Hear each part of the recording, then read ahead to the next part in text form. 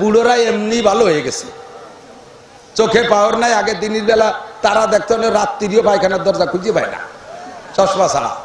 আগে লোহা খালি হজম হয়ে যেত, এখন সাদা যাও খালি যেরকম খাই ওরকম বারোই চলে যায় ওয়েস্ট দেয়া, ঠিক না? আগে মধুখালী সুগার মিনিতে মুট মুট ধরে চিনি খাইছেন, এখন মিষ্টির দোকানের সামনে দিয়ে আটলিও 32 ডায়াবেটিস। এই কারণে বিভিন্ন কারণে আপনি এখন ভালো হয়ে গেছেন। এই জন্য বুড়োকে ভালো বানানোর অজের আমার দরকার নাই। যেই যুবকরা মদ গাঁজা ইয়াবা ফেন্সিলিন হিরোইন পরের দোকান ভাঙ্গো, লুট করো, এ করো তা করো, সন্ত্রাসী করো, রাহাজানি করো, অপহরণ করো, ধর্ষণ করো, বিড়ি খাও, সিগারেট ইত্যাদি ইত্যাদি আকাম করো, তোমাদের যুবকদের জন্য ভালো হওয়ার জন্য কয়েকটা সবক 30 পারা কোরআন শরীফের 114 সূরার মধ্যে একটা সূরা থেকে পুরো এক রুকু পড়ে ফেলাইছি। সবটুকের কাছেও যাইতে পারবো না তর্জমা করতে গেল। সূরাটার নাম সূরা লুকমান। শুধু এই নামটার কথা বলতে যাই আমার সময় শেষ হয়ে যাবে। সূরার নাম সূরা লুকমান হাকিম। নাম তো অবশ্যই শুনেছেন আপনারা, না কিতাবে না পড়লেও বক্তাদের কাছ থেকে শুনেছেন। ব্যক্তি একজন হাবশি গোলাম, বিশ্ব কালো, লুকমানে হাকিম। হেকমত থেকে ওনার নামের সাথে হাকিম শব্দ লাগানো হয়েছে। হেকমতের অনেক তর্জমা। হেকমত মানে বিচার, হেকমত মানে চিকিৎসা, হেকমত মানে কি বলা হয় প্রকৌশলী, প্রকৌশল। তো হেকমত থেকে হাকিম, হাকিমের মানে বিচারক, হাকিমের মানে ইঞ্জিনিয়ার, হাকিমের মানে ডাক্তার। সর্বশ্রেষ্ঠ তর্জমা হলো হাকিমের যেই লোকটা উপস্থিত লাখ লাখ মানুষ থাকলেও প্রত্যেক মানুষের রুচি আর চাহিদা যাচাই করে সমস্ত মানুষকে স্টেজে বৈশা একাই সবাইরে কিছু না কিছু খোরাক দিয়ে শেষ পর্যন্ত বসায় রাখতে পারে যেই লোকটা, ওই লোকটা সবচেয়ে বড় হাকিম। কারণ এর ভিতরে বুড়োরা আছে কান্নাকাটি রস পছন্দ করে, হাসা হাসি ভালো লাগে না। মাঝারি বয়সী যারা আছে তারা আদা পাকা আদা কাঁচা চাইলো নিয়ে এরা হাসি কান্না জড়াই পছন্দ করে। যুবকরা কান্না পছন্দ করে না, হাসা হাসিটা একটু পছন্দ করে। এই সব দলরে কিছু দিয়ে বসায় রাখতে পারে যেই লোকটা, ওই লোকটা হলো সর্বশ্রেষ্ঠ হাকিম। তো লুকমানে হাকিমের ভিতরে আল্লাহ তাআলা এই যোগ্যতা দিয়েছিলেন, এজন্য উনি হাকিম। উনি একজন, উনি নবী না, উনি ওলি, আল্লাহর ওলি। বোঝেন, আল্লাহ পাক উনার জ্ঞান, বিদ্যা, প্রজ্ঞা, আমল, আখলাক, আদব, আদর্শ, শিষ্টাচার, কালচার, চাল চলন, ইবাদত, বন্দেগী, ফরজ, ওয়াজিব, সুন্নাত, মুস্তাহাব ইত্যাদি আমল দেখা আল্লাহ পাক খুশি হইয়া উনাকে প্রস্তাব দিলেন, লুকমান তুমি কি ওলি হতে চাও না তুমি নবী হতে চাও? লুকমানে হাকিম জিজ্ঞেস করলেন আল্লাহ পাকের কাছে, আল্লাহ ওলি আর নবীর মধ্যে পার্থক্য কি? আল্লাহ বললেন, নবী হলেন উম্মতের জিম্মাদারি পালন করতে হবে, আমার পক্ষ থেকে যেই বার্তা যাবে উম্মতের কাছে পৌঁছানোর দায়িত্ব তার। ইয়া আইয়ুহার রাসূল বাল্লিগ মা উনজিলা ইলাইকা মির রাব্বিক।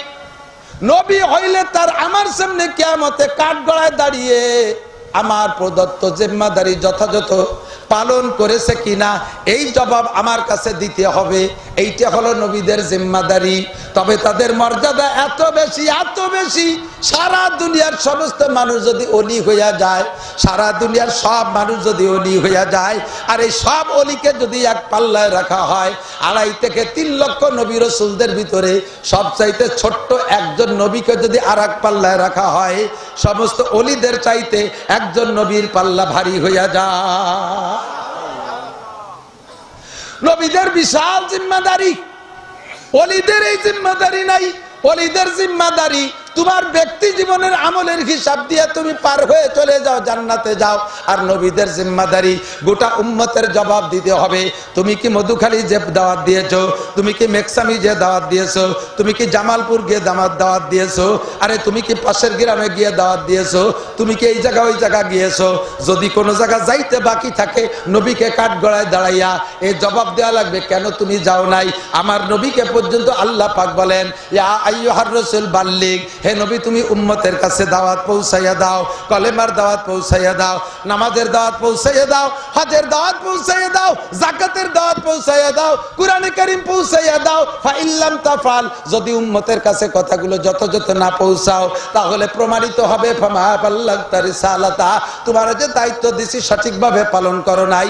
কেন পালন করো নাই জবাব দিয়ে যাও। জবাব না দিতে পারলে তুমি যত বড় রাসূল হও না কেন তুমি এই কাঠগড়া থেকে নামতে পারবা না।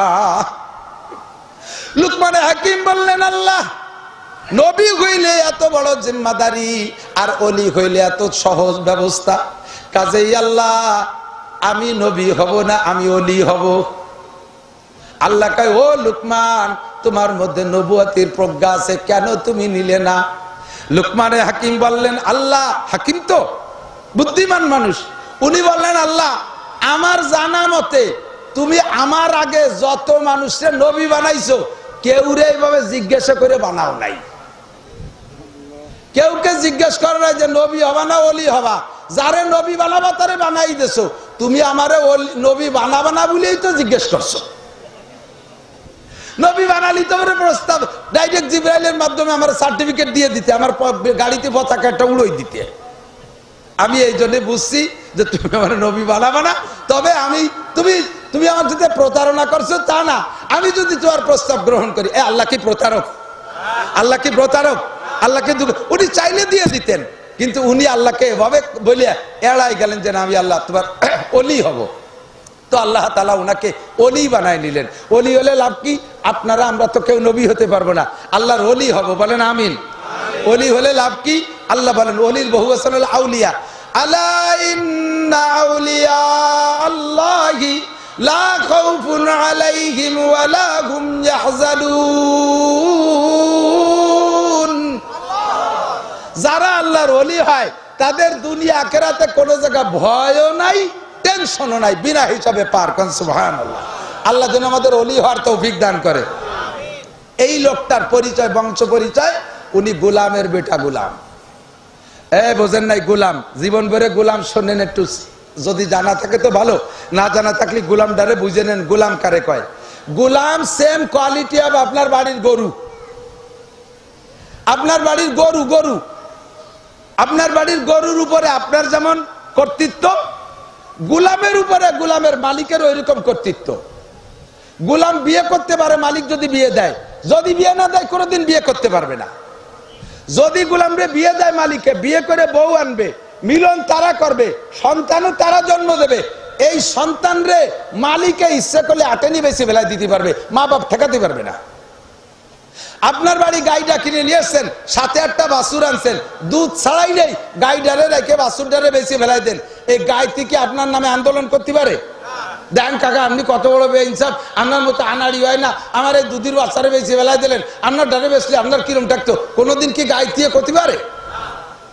আবার বাছুরটা রয়েছে দুধ ছাড়াই নেই, তার মারে জবই দিয়ে আপনার মাইয়ের বিয়েতে রুটোই খাওয়াই দিচ্ছেন, এই বাছুরটা কি কোনোদিন করতে পারে? আপনার মতো আনাড়ি মালিক হয় না। কপালটা ফুলাইছে, আপনার বাড়ি আইছে, চোখের সামনে আমি দুধ ছাড়ালাম না, আমার মা ডারে জবই দিয়ে খেয়ে বেলায় দিলেন। এ জায়গা যেমন তাদের কোনো অভিযোগের কোনো তোয়াক্কা করা হয় না, সেম গোলাম বান্দিও ওই রকম এক জাতের মানুষ ছিল। এই গোলাম পদ্ধতি আমার নবী তুলে দিয়েছেন দুনিয়া থেকে, বলেন আলহামদুলিল্লাহ। লুকমানে হাকিম এরকম একটা গোলাম ছিলেন।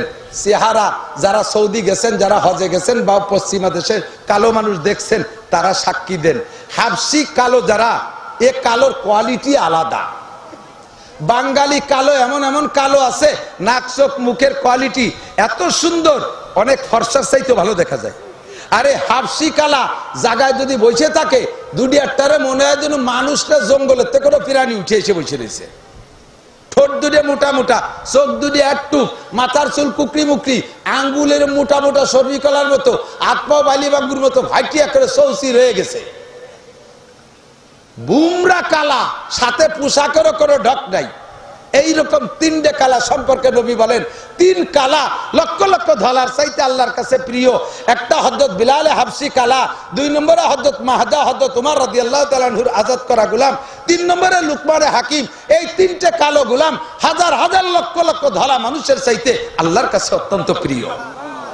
বিলাল হাবশির কিসসা তো জানেন, নবী মেরাজে যাইয়া জান্নাতের মধ্যে হাঁটতেছে, তো জান্নাতে নবীকে অনার করার জন্য হুররা নীরবে দাঁড়িয়ে আছে, গেলমানরা নীরবে দাঁড়িয়ে আছে, সুদর্শন পিরানিরা চুপ করে দাঁড়িয়ে আছে। পুরো জান্নাতের ভিতরে একটা টু শব্দ নেই। আমার নবী নীরবে জিবরাইলের সাথে হাঁটতেছে, জান্নাত দেখতেছে, চোখ শীতল করতেছে। কিন্তু এর মধ্যে মাঝে মাঝে সামনে, কখনো পিছে, কখনো ডাইনে, কখনো বামে চটাত চটাত করে খড়ম পাই দেওয়ার যে শব্দ, খড়ম খড়ম চেনেন নাকি? আর একটা পুরন কথা কুট হইলাম কয়েক আল্লাহ জানে। খড়ম, কাঠের খড়ম, এখন তো খড়ম নাই, কাঠের খড়ম পাই দিয়ে হাঁটছে যারা মুরব্বীর কর, চটাত চটাত চটাত শব্দ হচ্ছে না? এইরকম শব্দ আসতেছে জান্নাতের মধ্যে থেকে। হুজুর জিবরাইলকে বললেন, জিবরাইল আইয়ু সৌতিন হাজিহি, এই নীরব নিস্তব্ধ পরিবেশের ভিতরে এই টকটক শব্দ কোত্থেকে আসে? এই শব্দটা তো শব্দ কর্নেওয়ালারা দেখি না, আবার শব্দ। হযরত জিবরিল জবাব দিলেন, হে আমার দিক, হাজা কুফুকু নালাই বিলালিক, হুজুর এটা আপনার বিলালের খড়মের আওয়াজ। কেউ শোনেও নাই, সুবহানাল্লাহ বলো না। কাল সকালে কবেন সুবহানাল্লাহ। সুবহানাল্লাহ আপনি বলবেন, এখনই আপনার জান্নাতের মধ্যে একটা ফলদার গাছ লাগানো হয়ে যাবে। আর একটা লাগানো হয়ে গেছে, এটা হয়ে গেছে, দেরি হচ্ছে না, খালি লাগাতে হতেই তাহলে সকালে কয়ে নেন সুবহানাল্লাহ। বিলালের খড়মের আওয়াজ, বলেন সুবহানাল্লাহ। হুজুর দাঁড়িয়ে গেছে, আজা বিলাল কাবলা মজিবিল জান্নাহ, বিলাল কি আমার আগেই বেসতে চলে আসছে জিবরাইল? তো জিবরাইল বলে, লা হুয়া ইয়ামশি ফিদ দুনিয়া অতুসমা সাউতু বিল জান্নাহ, আপনার বিলাল জমিনে হাঁটতেছে, সেই খড়মের আওয়াজ জান্নাতের মধ্যে শুনতেছেন। হুজুরে কাইফা ইমকিনু হাদা, এটা কি করে সম্ভব? মালফারকু বাইনা দুনিয়া ওয়াল জান্নাহ, দুনিয়ার জান্নাতের মধ্যে কত দূরত্ব? ইয়ামশি ফিদ দুনিয়া তুসমা সাউতু বিল জান্নাহ, হাঁটে দুনিয়ায়, জান্নাতের মধ্যে খড়মের আওয়াজ, এটা কি করে সম্ভব? হযরত জিবরিল হুজুরকে বললেন, সাতাসমা বাদু, এখন সফরের কাজ সারি, এ বিষয়ে বর্ণনা দেব পরে।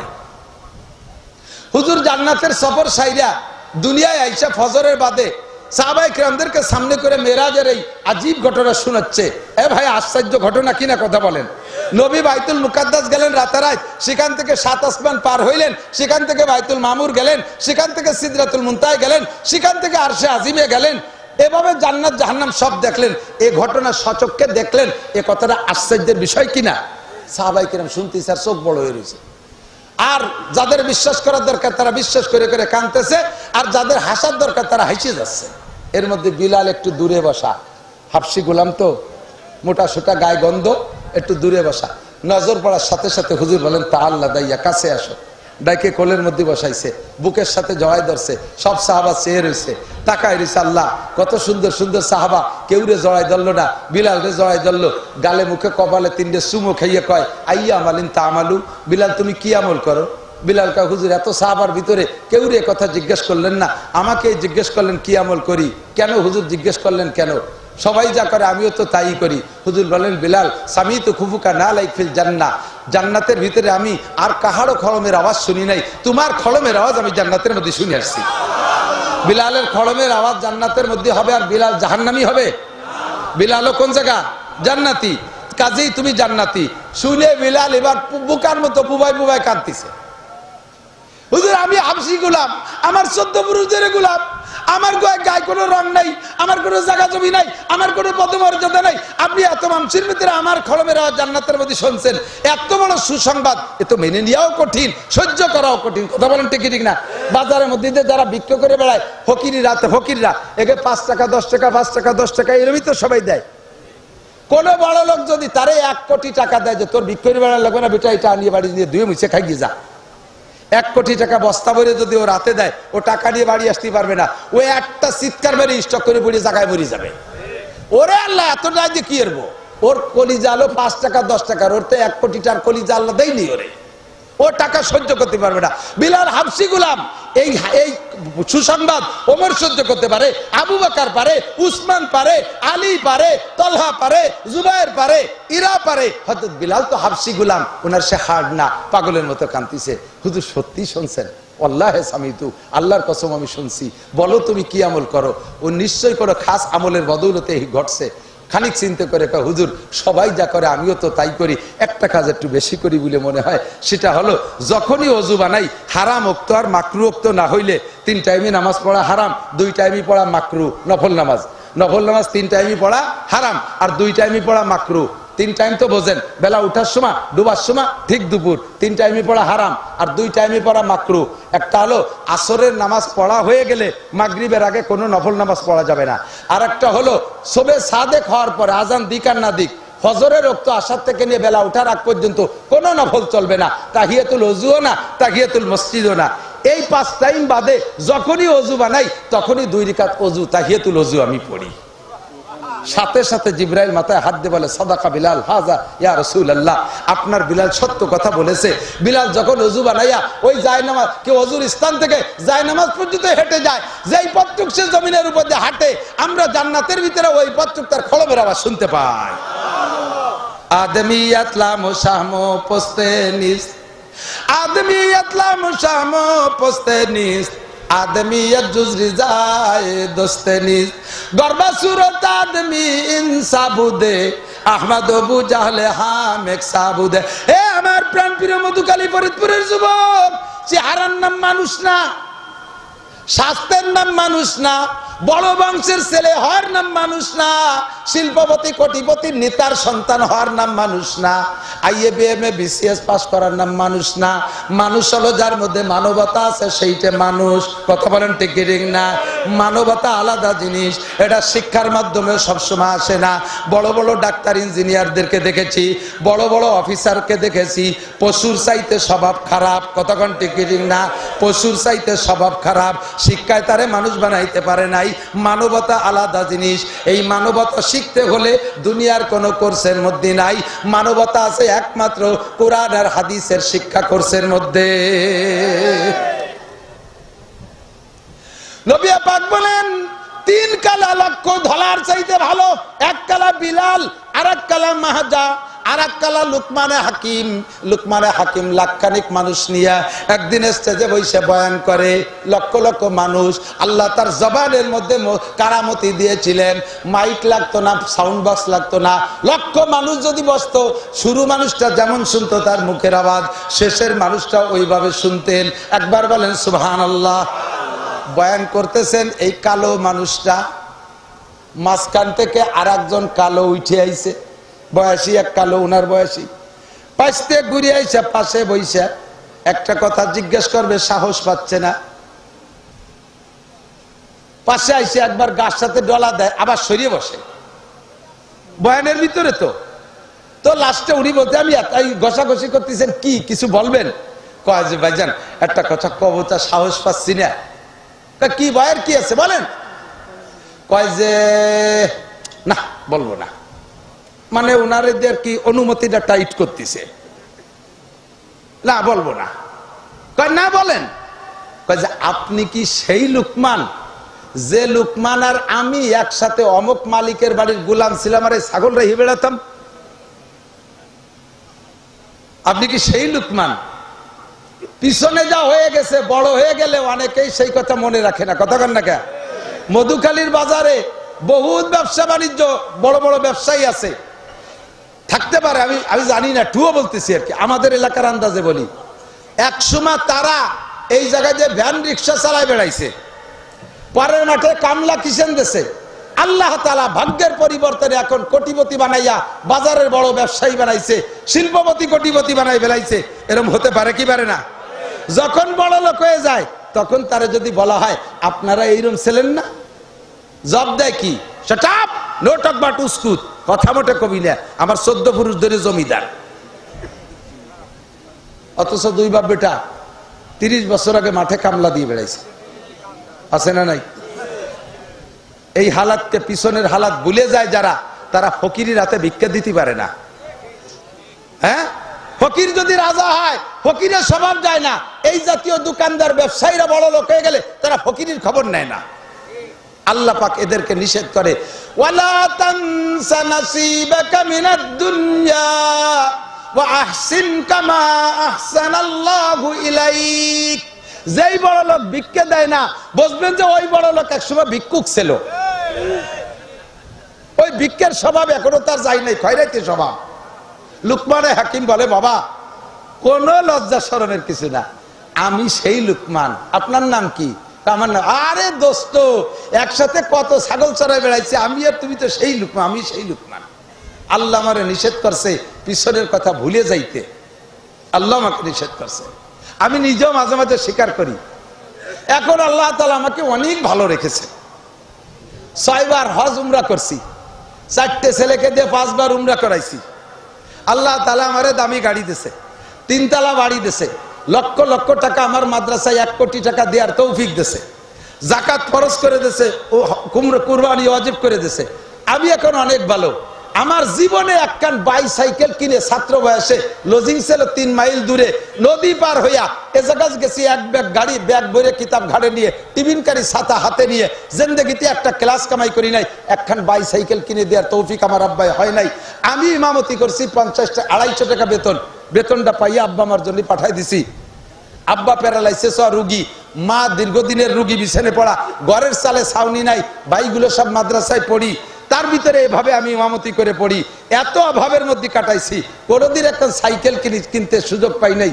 এই বছর নিয়ত করছি একখান ফরিক সাইকেল পালি কিনবো এবং তা চালাবো।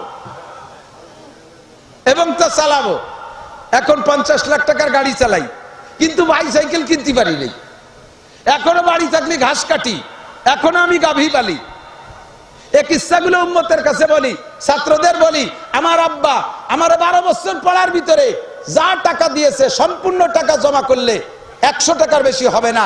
অনেকদিন আগের কথা না, আজ থেকে 32 বছর আগে, যে সময় আমার সাথীরা মাসে 1000-1500 টাকা খরচ করত, আমার আব্বার দেওয়া টাকা আমি 12 বছরে 100 টাকার বেশি পাই নাই। আমাকে লেখাপড়া থেকে বিরত রাখতে পারে নাই অভাবে। আল্লাহ পাক আমার তকদিরে রেখেছিল আমি গহরডাঙ্গা বোর্ডে টাইটেলে মৌলানার ক্লাসে ফার্স্ট স্ট্যান্ড করেছি পুরো বোর্ডের ভিতরে। এত অভাব আর গর্বতের ভিতর দিয়া, অভাবের ভিতর দিয়া আমি ছাত্র ভাইদের পুরন ছিঁড়া লুঙ্গি পরছি। ওয়ালা তানসা নাসিবাকা মিনাদ দুনিয়া। স্যান্ডেল কিনতে পারি না, আব্বা দিতে পারে নাই। ছাত্র ভাইদের ফেলাইনে পাঁচ, তাতে সেলাইনির পাইপ দিয়ে ফিতে লাগাইয়া আমি তাই পড়ছি। আমি এভাবে লেখাপড়া করেছি। ওয়ালা তানসা নাসিবাকা মিনাদ দুনিয়া। লুকমানে হাকিম বলে, ও ভাই আমার লজ্জার কিছু না, আমি সেই লুকমান যেই লুকমান তোমার সাথে ছাগল চড়াইতাম। ভাইজান, তাহলে আপনার এই ছাগলের রাখালের থেকে এই মানুষের রাখাল হওয়ার সুযোগ দিল, এই যোগ্যতা কোথায় পাইলেন? এখন মানুষের রাখাল না, মানুষকে ওয়াজ করে। আপনি ছিলেন ছাগলের রাখাল, এখন মানুষের কমান্ডার হইলেন কিভাবে? তখন লুকমান হাকিম বললেন, যেই গুণে আমি, যুবক তোমার ওয়াজের দ্বারা আমি চলে আইছি, এদিক গাই দোয়াতে এলে আগে ফানাতে হয় না ফানায় টানলি পারা বান ছিঁড়ে যাবে, দুধ বেরোবে না, ঠিক না? তো ওয়াজেরও সিস্টেম, শুরুতে খালি ফানাতে হয়, শেষে হলো দোয়ানোর সময়। ফানানো হয়ে গেছে, দোয়ানোর সময় যদি বালতি সরাই নিয়ে বাড়ি চলে যায়, তাহলে দুধ মাটিতে পড়ে যাবে না? ফানানো হয়ে গেছে, এখন দোয়ানোর সময়, এখন কেউ নড়বে না, বালতি হা করে পাইতে বসে থাকতে হবে। খাওয়ার পানি আছে, একটু পানি খাই। আল্লাহ বিসমিল্লাহ।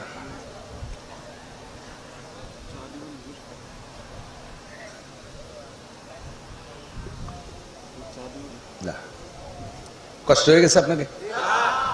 অধৈর্য, অপ্রয়োজনে কিছু বলছি? বাস, ঠিক আছে। তো লুকমান হাকিম বলেন, আমি যেমন ছাগলের রাখালের থেকে এখানে আসছি, তুমিও এখনো ছাগলের রাখালের থেকে চেয়ারে আসতে পারবা। ও যুবক, তুমি কখনো কোনো বক্তার ওয়াজ এ উদ্দেশ্যে শুনো না, শুনতে ভালো লাগে শুনতেছি, আমি তোর কোনোদিন ওই চেয়ারে যাব না। অত খেয়ালি শুনে লাভ কি? মাথায় 2-4 শুনলি তো যথেষ্ট। নো, প্রত্যেকটা কথা মনে রাখবা। আল্লাহ তাআলা যদি তোমারে পছন্দ করে আর এই কয়েকটা গুণ যদি তোমার মধ্যে তুমি আনতে পারো, তাহলে লুকমান হাকিমের মতো ছাগলের রাখাল থেকে যেমন মানুষের কমান্ডার বানাইছে, তোমারে স্কুল থেকে এনে বক্তা বানাইতে পারে, কলেজ থেকে এনে বক্তা বানাইতে পারে, রাখাল থেকে এনে বক্তা বানাইতে পারে, ব্যান্ড রিক্সা থেকে এনে বক্তা বানাইতে পারে। আল্লাহ তাআলা বাংলাদেশের সর্বশ্রেষ্ঠ সম্মানে তোমাকে সম্মানী করতে পারে, পারে কি পারে না? আল্লাহর কুদরত আছে না নাই? তো বলেন ভাই, যে গুণগুলোর কারণে আপনি এই সম্মান পেয়েছেন, সেই গুণগুলো কি?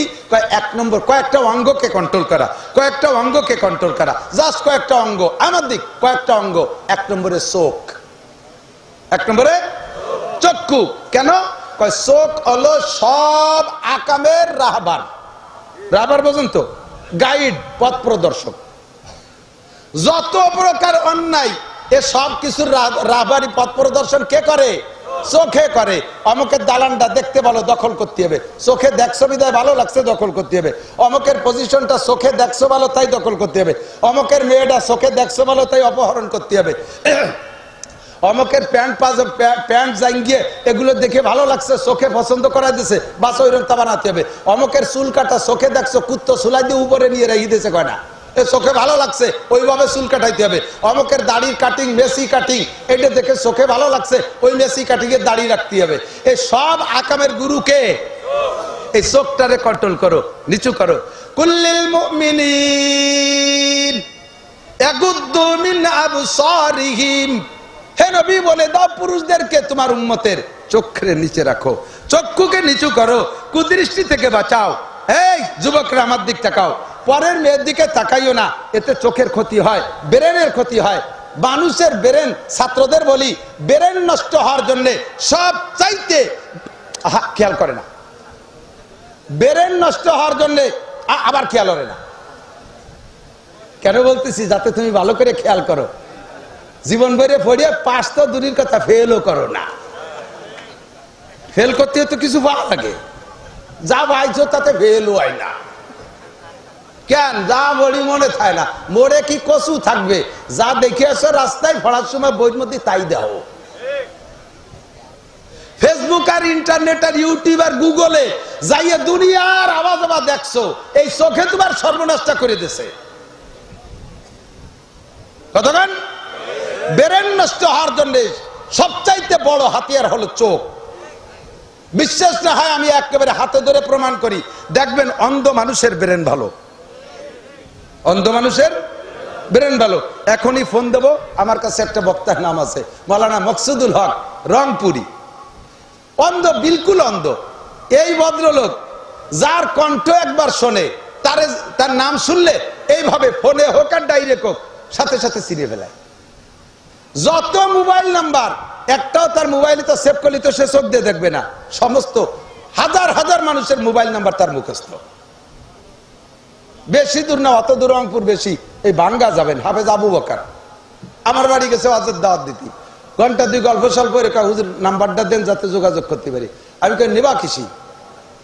কয় যে কোয়ান মুখস্থ রাখবানি, কতদিন থাকবে? কয় যে মরা বন্ধু থাকলি তো হলো। আশ্চর্য। আমি নাম্বার বলে দিছি, বলার পরে ঘন্টা খানিক আরো গল্প করছি, এবার হলে ইচ্ছে হয়ে যাতে ওর নাম্বার ভুলবো, এই ভাও গল্প আজে বাজে করে টেরে গেলাম। বলো তো কি আমার নাম্বার কত? 01712859380। আমারই দুটো সিম আছে, একটা মুখস্থ আছে আর একটা আমার মুখস্থ নাই। চোখে ব্রেনকে ধ্বংস করে দেয়। চোখে কন্ট্রোল করো, চোখে কন্ট্রোল করো। পরের মেয়ের দিক তাকাইস না, পরের সৌন্দর্য দিক তাকাইস না, আজে বাজে ছবি দেখিস না। তাকানোর জায়গা আছে, আব্বার দিক তাকাও। একবার মহব্বতের সাথে তাকাবা, একটা কবুল হজের সওয়াব পাবা। স্ত্রীর দিকে তাকাবা, স্ত্রীর দিকে তাকাবা, তোমার আমলনামায় একটা নেকি কমপক্ষে লেখা হয়ে যাবে। সন্তানের দিক তাকাবা, নেকি লেখা হবে। ভাইয়ের দিক তাকাবা, নেকি লেখা হবে। বোনের দিক তাকাবা, নেকি লেখা হবে। ছেলে মেয়ের দিক তাকাবা, নেকি লেখা হবে। দাদা দাদির দিক তাকাবা, নেকি লেখা হবে। আল্লাহ চোখ দিয়েছে কোরআন দেখার জন্য, সেই চোখ দিয়ে কোরআন দেখলি না, নবেল নাটক দেখলি, ধ্বংস হয়ে যাচ্ছ। সেজন্য মাঠের থেকে যদি এখানে আসতে চাও, স্টেজের বক্তা হতে চাও, তাহলে তুমি 1 নম্বরে চোখে কন্ট্রোল করো, আল্লাহর কোরআন দেখো, কিতাবাদি দেখো। 2 নম্বরে কান, এরে আজে বাজে শুনিস না। মানুষের দেহের ভিতরে যত অঙ্গ আছে, এই সব অঙ্গের একটা বিরতি আছে, সব অঙ্গের একটা বিরতি আছে। এদিক তাকান, 2টা অঙ্গ মানুষে মরা ছাড়া আর ঘুমানো ছাড়া তাদের বিরতি নাই। সজাগ আছি, চোখ বন্ধ করে থাকলাম, কিছু দেখি না, তাহলে চোখ বিরতি। সজাগ আছি, মুখ বন্ধ করে রাখলাম, জবান বিরতি। সজাগ আছি, আত্রে ঝুলে রাখলাম, কিছু আরবো না, হাত বিরতি। দাঁড়ায় থাকলাম, হাঁটবো না, পাও বিরতি। ঠিক না? চোখ বন্ধ করে রাখলাম, দেখবো না, চোখের বিরতি। ঠিক কিনা? কিন্তু কান আর